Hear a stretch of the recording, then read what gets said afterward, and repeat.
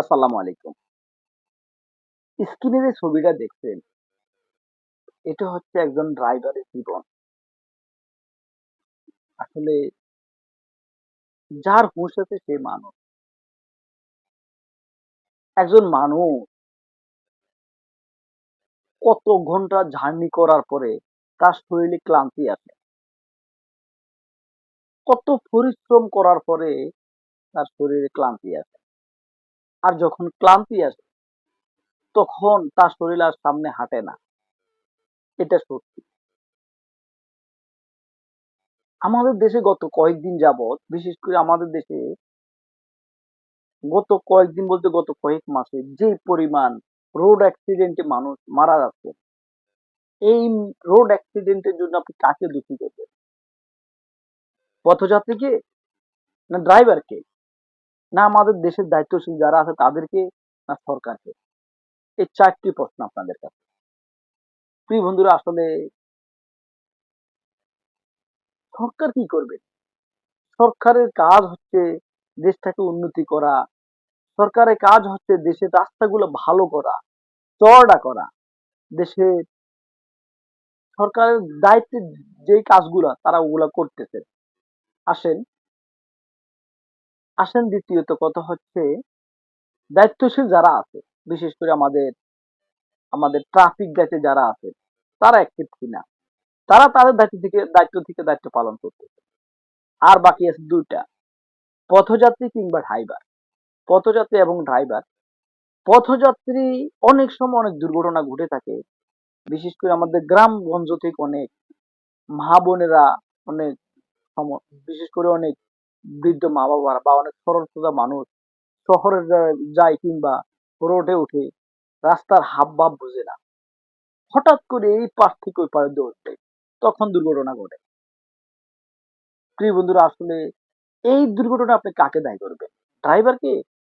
Possible, ড্রাইভারকে আপনি কখনো দায়ী করতে পারবেন না। একজন ড্রাইভারের গাড়িতে যখন 50 জন যাত্রী থাকে, তখন ওই ড্রাইভারের মাথায় থাকবে যে আমার গাড়িতে 50টা প্রাণ আছে। আমি তাদেরকে তাদের গন্তব্যে পৌঁছে দেওয়ার দায়িত্ব আল্লাহ পাক আমাকে দিয়েছে। প্রিয় বন্ধুরা, আসলে কখনো কোনো ড্রাইভার আমার জানা মতে, কোনো ড্রাইভার আমার জানা মতে একটা পিঁপড়াও মারেন না। আসেন, তাহলে এই অ্যাক্সিডেন্টের দায় কি? প্রিয় বন্ধুরা, আসলে আমাদের দেশে বিশেষ করে হাটে বলেন, বাজারে বলেন, মেন সড়ক বলেন, বিশ্ব রোড বলেন, আসলে যে পরিমাণ ফুটওভার প্রয়োজন, হয়তো আমাদের দেশের সরকারের দায়িত্বে যারা আছে তাদের একটু অবহেলার কারণে ওই পরিমাণ ফুটওভার হয় নাই। তাতে এই দুর্ঘটনাগুলো ঘটে এই রাস্তা পার হতে। দ্বিতীয়ত কথা হচ্ছে, আমাদের দেশের ড্রাইভাররা বর্তমানে কি করবে? 8 ঘন্টা, 10 ঘন্টা, 12 ঘন্টা যখন একটানা গাড়ি চালায়, তাদের শরীরটা শরীর, এটা তো রোবোটিক্স না, রোবট না। তারা তো মানুষ। তাদের তো এটা শরীর, তাদের তো ক্লান্তি আছে, রেস্টের প্রয়োজন আছে। প্রিয় বন্ধুরা, আসলে একটা মানুষ যখন 5 ঘন্টা, 7 ঘন্টা বা 4 ঘন্টা, 5 ঘন্টা গাড়ি চালাচ্ছেন, তখন তার শরীরে ক্লান্তি চলে আসে। তখন সে রাস্তায় গাড়ি চালায়, তাও আবার ঘুম মাইরা। আসলে আজকের ভিডিওর আমি সর্বশেষ এই যে রোড অ্যাক্সিডেন্টের কিংবা ড্রাইভারের প্রশান্তির জন্য আমি সর্বশেষ একটা কথা বলবো, সেটা পরে বলবো। 5 ঘন্টা, 6 ঘন্টা, 7 ঘন্টা গাড়ি চালানোর পরে যখন ড্রাইভারের একটু ক্লান্তি আসে, একটু তন্দ্রা আসে কিংবা একটু ঝিমায়, তখন সে তার মস্তিষ্কে থাকে না, সে কি স্টাডিং এ আছে, না কোথাও কোনো বেডরুমে আছে। তুই বন্ধুরা, আসলে এই সমস্ত এইভাবে অনেক গাড়ি অ্যাক্সিডেন্ট হয়। অনেক সময় আইল্যান্ডের উপর উঠাই দেয়, অনেক সময় রাস্তার বাইরে পেলাই দেয়, অনেক সময় কোনো খাড়া গাড়ির পিছনে মাইরা দেয়, কিংবা অনেক সময়, কারণ মানুষ তো গাড়ি চালাইতে চালাইতে চালাইতে চালাইতে 1 ঘন্টা, 2 ঘন্টা, 3 ঘন্টা, 4 ঘন্টা, 5 ঘন্টা যখন এইভাবে চালায়, আবার অনেক ড্রাইভার আছে দিনের পর দিন, রাতের পর রাত গাড়ি চালাচ্ছেন। আসলে এটা আমাদের দেশের জন্য খুবই দুঃখজনক। খুবই দুঃখজনক যে আসলে একজন ড্রাইভারের তো জীবন, সে তো মানুষ।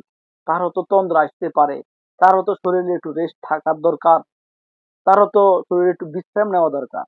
এই বিশ্রামকে কেন্দ্র করে এই আমাদের দেশের আমাদের দেশের এই যে এখন বর্তমানে যে পরিমাণে অ্যাক্সিডেন্টে আসলে মানুষের মৃত্যুগুলো হচ্ছে, এই মৃত্যুগুলো কেন্দ্র করে আমাদের দেশের অ্যাক্সিডেন্ট দূর করার জন্য আমি মনে করি আমি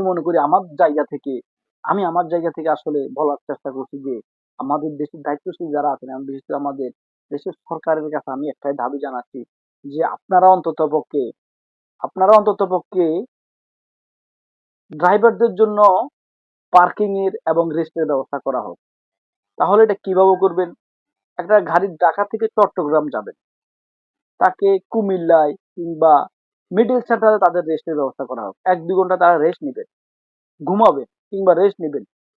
এবং ড্রাইভাররা একদিন গাড়ি চালানোর পরে পরের দিন তারা রেস্টে থাকবে। তাদেরকে এমন বিশেষ করে তাদের রেস্টের ব্যবস্থা করা হোক। তাহলে হয়তো আমাদের দেশে আসলে দুর্ঘটনা থেকে কিছুটা কমবে। এবং বিশেষ করে আমাদের দেশে অনেক অনেক ফিটনেস বিহীন গাড়ি চলতেছে, যে গাড়ির কোনো ইন্ডিকেটর নাই, যে গাড়ির কোনো কোনো সিগন্যাল তারা মানে না, কোনো সিগন্যালে নাই। আমাদের দেশে বিশেষ করে শহর বন্দর আপনারা জানেন, শহরে না, সারা বাংলাদেশে এমন হাজার হাজার গাড়ি পাইবেন, লক্ষ লক্ষ গাড়ি পাইবেন। না আছে কোনো একটা ইন্ডিকেটর, না আছে ব্যাকলাইট, তারা গাড়ি চালাচ্ছে আর চালাচ্ছে। গাড়িটা চলতেছে চলতেছে, হঠাৎ করে সে ব্রেক করলো। যদি তার ব্রেক লাইট না থাকে, তাহলে পিছনের গাড়িটা কিভাবে বুঝবে যে এই গাড়িটা ব্রেক করছে? কি বন্ধুরা, আসলে আমি আমি আসলে হয়তো কথাগুলোকে ওইভাবে সাজিয়ে গুজিয়ে আপনাদের মাঝে উপস্থাপন করতে পারি নাই, কিন্তু চেষ্টা করেছি যে একজন ড্রাইভারের জীবন কত সংগ্রামী, একজন ড্রাইভারের জীবন কত কষ্টের, যেটা আসলে যেটা আসলে একমাত্র ড্রাইভাররা ছাড়া কেউ বুঝে না। একমাত্র ড্রাইভাররা ছাড়াই কেউ বুঝে না। এই স্ক্রিনে যে ছবিটা দেখছেন, হয়তো সে 5 ঘন্টা 6 ঘন্টা 7 ঘন্টা গাড়ি চালাচ্ছেন। গাড়ি চালানোর পরে কিংবা 1-2 দিন সে হয়তো এমনও আছে, 1 দিন 2 দিন সে ঘুম মারা গাড়ি চালাচ্ছেন, আর নিতে পারছে না সামনে।